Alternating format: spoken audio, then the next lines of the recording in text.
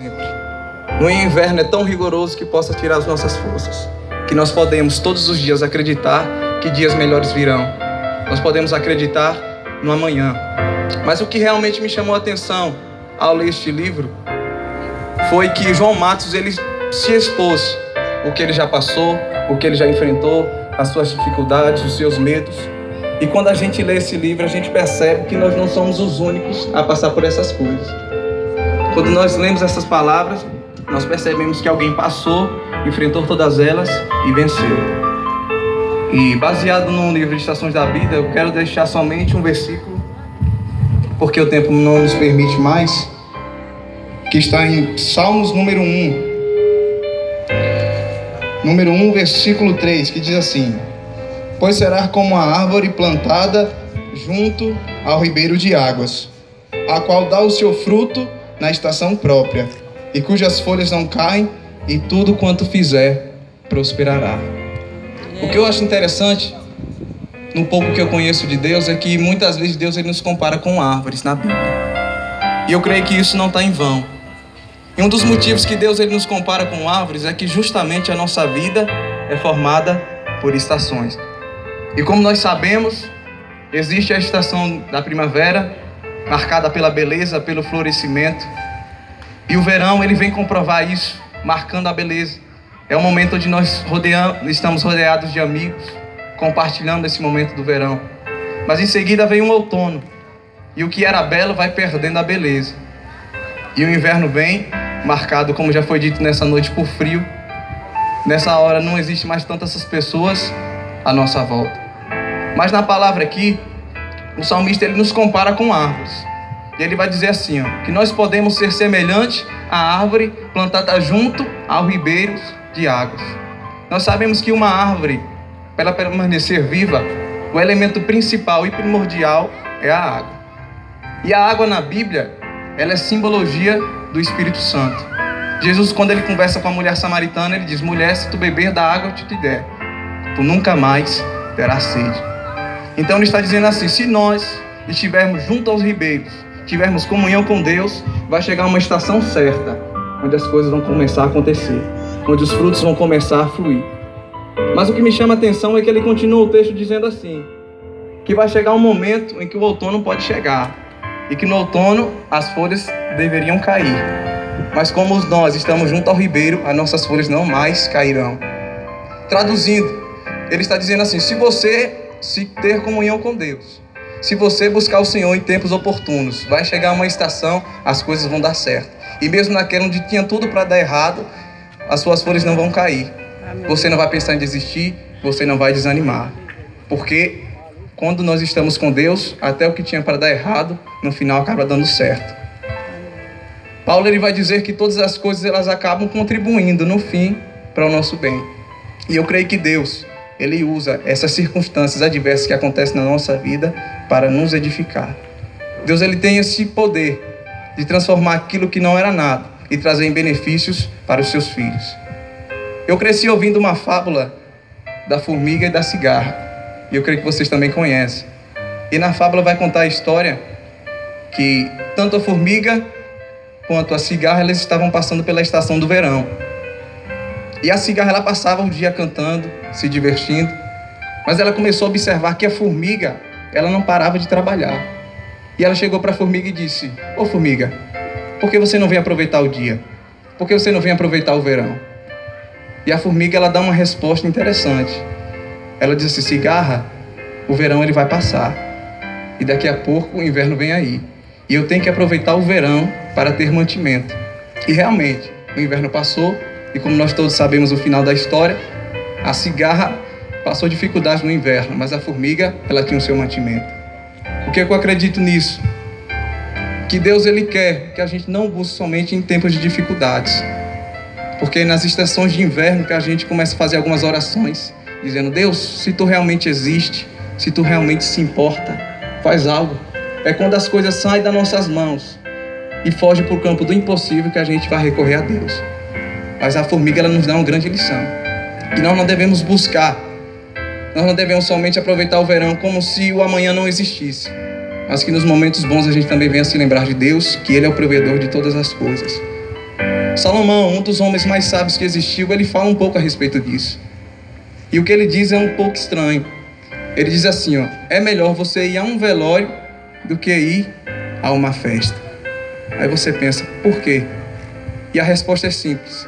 Quem vai a uma festa vive como se estivesse no verão, não pensa no amanhã. Quem vai a uma festa acaba gastando todo o dinheiro e no outro dia, quando chega a segunda-feira, percebe que aquilo que ele deveria ter se programado não está mais no seu bolso, o seu dinheiro, o seu ganho. Mas quando você vai a um velório e você percebe que aquele clima de tristeza, e você olha para alguém que um dia teve vida de carne e osso, como você, não está mais vivo, e você sai dali pensativo. E é isso que Deus quer que a gente perceba, que a gente não viva como se o amanhã não existisse, que a gente não lembre do Senhor somente nos momentos de dificuldade. E para encerrar as minhas palavras, eu gostaria de lembrar de um homem que esteve entre nós e que nós reconhecemos que ele é Deus, chamado Jesus. Jesus, as pessoas esperavam um Messias vindo com esplendor e glória, afinal ele era o Filho de Deus. Jesus, ele poderia ter muito bem ter vivido em palácios, mas a Bíblia relata que Jesus, ele conviveu com pessoas simples. Jesus nasceu numa estrebaria. Poderia Jesus, ele vir com vestes resplandecentes para se destacar, para mostrar que ele era o líder daquele povo. Mas foi preciso que Judas o beijasse no rosto para distinguir que ele era o Messias. Porque os soldados perguntavam, quem é deles? E Judas foi preciso beijá-lo, porque as suas vestes, do seu jeito, eram igual aos demais. Jesus, ele foi um exemplo de liderança. Jesus, ele mostrou que para ser um bom líder não é necessário somente dar ordens, é necessário pegar no arado e ajudar aqueles que estão à sua volta. Jesus, ele poderia muito bem entrar em Jerusalém montado em um cavalo branco, no momento que ele foi aclamado como rei, com uma espada, mostrando que ele era o rei.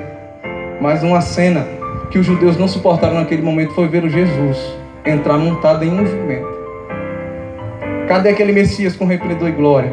Jesus, ele veio nos mostrar que o amor, ele está na simplicidade.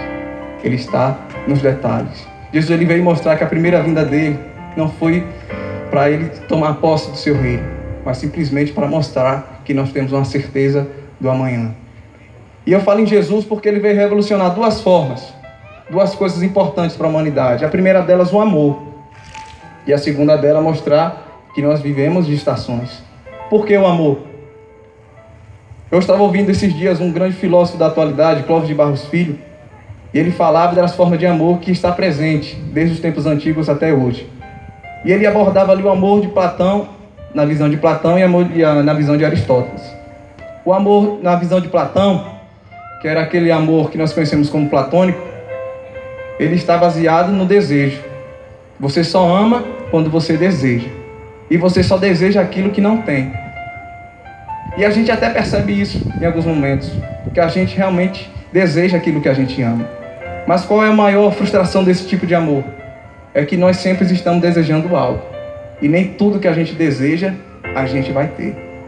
Aí vem Aristóteles e vai dizer o seguinte, que nós devemos amar aquilo que a gente já tem, que a gente deve encontrar amor naquilo que a gente já possui.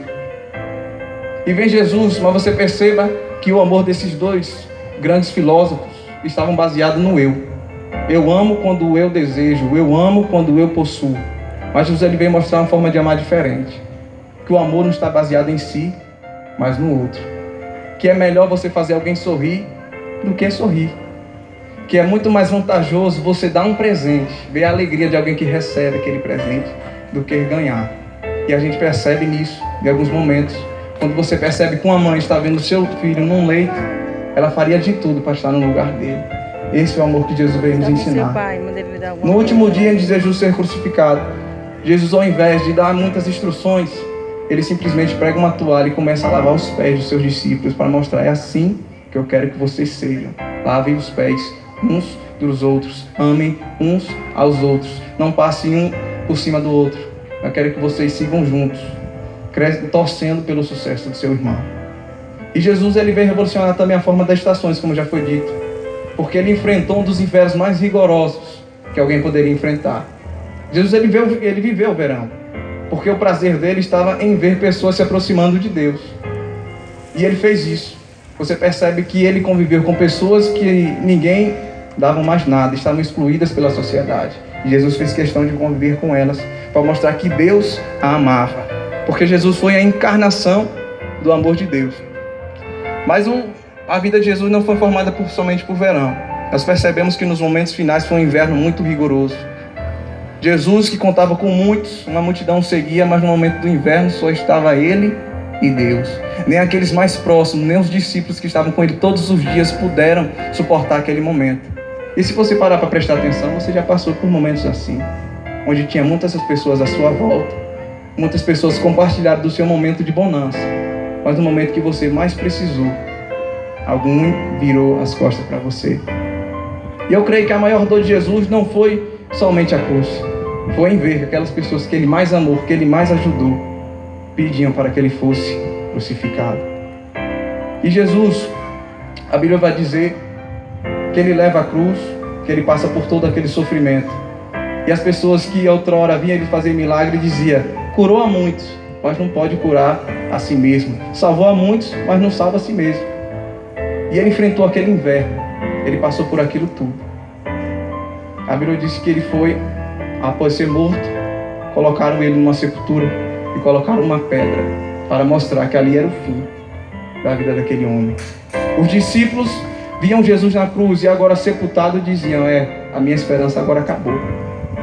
Mas eu aprendo uma coisa com Davi, porque ele diz assim, o choro ele dura uma noite, mas daqui a pouco o amanhecer começa a aparecer, a gente começa a ter esperança outra vez. E aquilo que era dor, aquilo que era morte, ao terceiro dia, foram ao sepulcro para chorar, para se lamentar. Mas quando chegaram, a pedra que era empecilho, que mostrava que Jesus tinha fracassado, estava removida. E quando eles entraram dentro do sepulcro, eles não encontraram o corpo de Jesus. Somente um varão de branco que apareceu e disse: por que tu está procurando entre os mortos aquele que vive? Ele não está mais aqui. Ele ressuscitou. Glória a Deus. E eu creio nessa história, irmão, porque Jesus ele não dá essa esperança, que por mais rigoroso que seja o inverno, um dia ele vai sempre nascer. Por mais rigoroso que seja o inverno, a primavera ela vai florescer. E eu quero te dizer nessa noite, se você tem vivido ou passado por estações semelhantes a essa, pode ter certeza que o seu amanhã vai ser diferente, porque é um ciclo. Um dia a gente vive o inverno, e o inverno ele serve para nos fortalecer. O inverno ele serve para nos dar estrutura, para que a gente valorize a luz do sol. E assim eu encerro as minhas palavras e agradeço a oportunidade.